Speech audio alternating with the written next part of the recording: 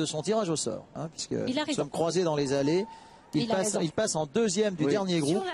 Il a raison, il vaut mieux patiner le plus tard possible. Même si nerveusement, et je pense que Philippe pourrait en parler bien mieux que moi, nerveusement c'est difficile parce que même si on essaie de s'isoler, on sait ce qui s'est passé. Donc ça monte la pression intérieurement, mais tout de même c'est plus facile d'avoir ça permet surtout de faire 6 minutes d'échauffement à fond, et on sait qu'on a un patineur avant nous pour se reposer, se remettre un peu en question si l'échauffement n'a pas été correct, et après de revenir sereinement sur la glace, même si effectivement la pression a tendance à doubler de volume.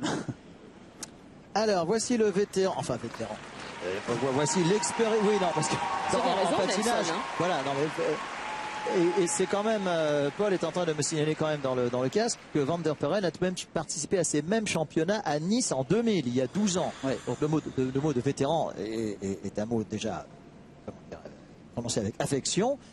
Enfin, disons, les trentenaires en patinage sont relativement rares, et Van der Perren n'est pas le moindre client. Et c'est un concurrent plein d'expérience, plein d'intelligence que l'on retrouve avec beaucoup de plaisir. Pour la Belgique. Oui, lui aussi maîtrise normalement le quadruple. Hein. Alors, est-ce qu'il va le mettre ici? J'ai l'impression que oui. Ça s'est terminé en triple. Il a fait que triple, ce qui est quand même une combinaison exécutée, validée. Et ça vaut moins cher qu'un quadruple triple, ça c'est sûr. Ici le triple axel. Oh là là, il manque des petits tours partout. Et chez nous, un petit tour en l'air, c'est pas anodin. Hein.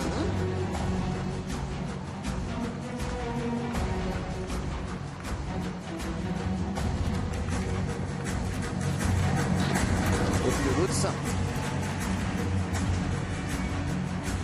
On se souvient que blessé, le Belge avait dû déclarer forfait juste avant le programme libre des championnats d'Europe à Sheffield au mois de janvier dernier.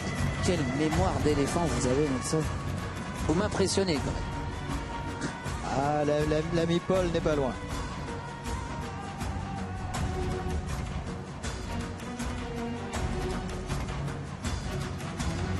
Jusqu'à quel âge, cher Philippe, peut-on rester compétitif? C'est difficile à répondre parce que bon, chaque individu est différent. Déjà, c'est vrai qu'il faut saluer l'exploit de Kevin Van der Perren qui est encore là à son âge, parce que moi, j'ai toujours eu tendance à dire que voilà, à 26-27 ans, faire des Jeux Olympiques à cet âge-là, c'est déjà un bel exploit, parce qu'il y a les jeunes qui arrivent. Ceux qui ont 20 ans, 22 ans, ils ont moins peur au ventre que ces gens-là, même s'il y a l'expérience. La peur gagne du terrain, et c'est ça qui peut parfois nous faire chuter, quoi.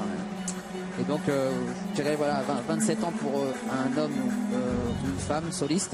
Et puis après, en couple, en danse comme en couple artistique, ça peut aller jusqu'à 30 ans. Je crois que ça dépend beaucoup de l'hygiène de vie et de la motivation que l'on a gardée.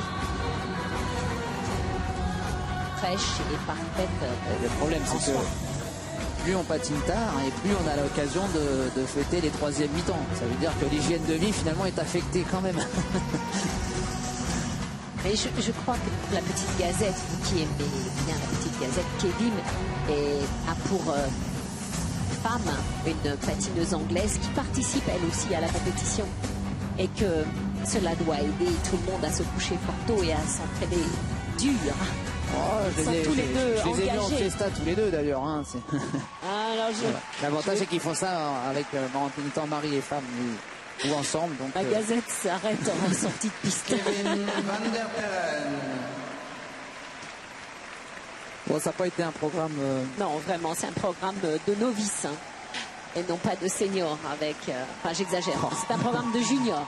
Pas très gentil ça. La combinaison est une combinaison de novices, hein. Triple hook piqué, tout de même, c'est pas une combinaison. C'est une combinaison de mon niveau d'aujourd'hui. Alors sachez quand même que Kevin Van der Perren est dodécuple champion de Belgique. J'espère que vous avez compris ce que je viens de dire. 12 fois. Ah. Voilà, il est dodécuple champion de Belgique. Voilà, ben oui, c'est quand même pas trop mal. Je connais pas beaucoup de patineurs qui peuvent en dire autant dans leur pays. Même Philippe n'a pas été, à ma connaissance, 12 fois champion de France. Il a été 3 ou 4 fois, c'est ça? 4 fois senior, oui. 3 fois junior et 2 fois espoir. Mais en senior, c'est vrai que c'est difficile d'accumuler autant de titres. Hein. Je crois qu'il y a une Souria Bodani, il me semble, elle a dû faire 9 titres de championne de France d'affilée. En tout cas, il y a une bonne ambiance ici cet après-midi. Et je remercie évidemment France Télévisions de retransmettre ces programmes courts parce que je crois que les téléspectateurs sont très très heureux de pouvoir suivre une compétition entière. Oui, et ça permet en dehors aussi des de Jeux mieux Olympiques. comprendre les résultats. Et ça, effectivement, je crois que ça apporte beaucoup à notre discipline de pouvoir voir les deux épreuves.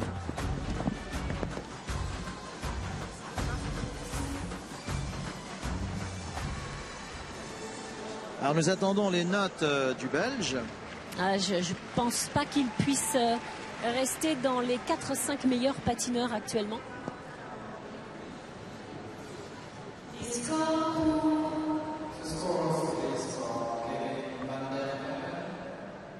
Alors c'est peut-être une place aux environs de celle de Samuel Contesti, peut-être. Même plus bas.